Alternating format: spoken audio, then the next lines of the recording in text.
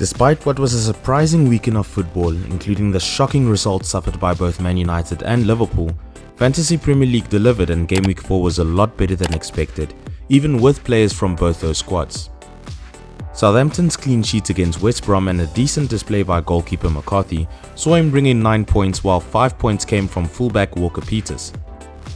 The stronger teams were more disappointing. As such, James Justin only brought in 1 point after a 3-0 loss against West Ham, while Trent Alexander was part of a poor Liverpool side that was humiliated by Aston Villa 7-2, putting his points in the minus range.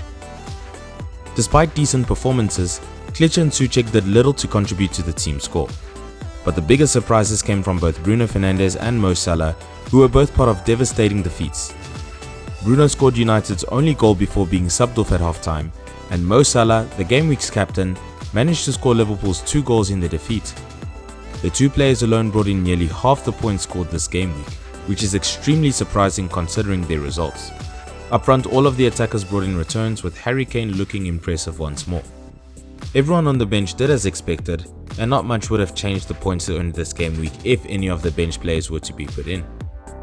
With a final score of 81 points and a total score of 272, my overall rank has gone up immensely from just about 360,000 to a whopping 91,143. Although I didn't reach 60 points last week, I more than made up for it this game week. For Game Week 5's team selection, I'll be using a free transfer to take out Thomas Souček and bring in Jack Grealish. This was also a difficult decision as I was caught between bringing in Jack and James Rodriguez. James has been excellent for Everton, but I didn't have enough funds to bring him in. The solution would have been to opt for a cheaper keeper than Lloris, with Emi Martinez being the prime target. But that would also mean taking a 4-point hit, which I don't think is worth it at this stage, so Jack gets the nod.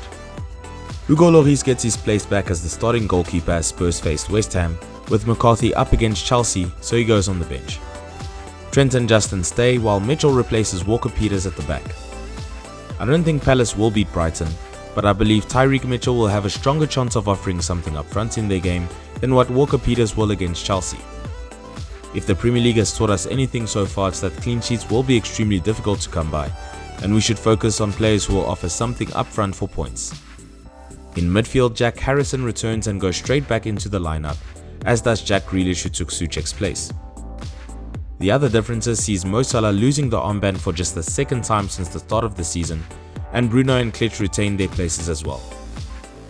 Harry Kane and Calvert-Lewin are up front, with Kane securing the armband for the first time this season. He's been directly involved in 9 goals for Spurs in just 4 Premier League appearances, including the first game of the season where he had no returns. He's also the second highest point scorer so far in FPL, just 1 point behind Spurs compatriot Son.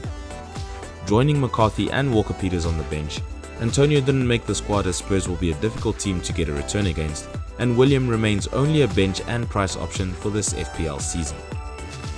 As always, not many changes in the team, and the plan is for the core team to remain largely unchanged for the next few game weeks, with the upcoming fixtures of most players taken into account. Go ahead and leave your own fantasy tips in the comments below, and be sure to like the video if you did, subscribe to the channel for more Premier League content, and hit the bell notification icon so you know when the next video is released.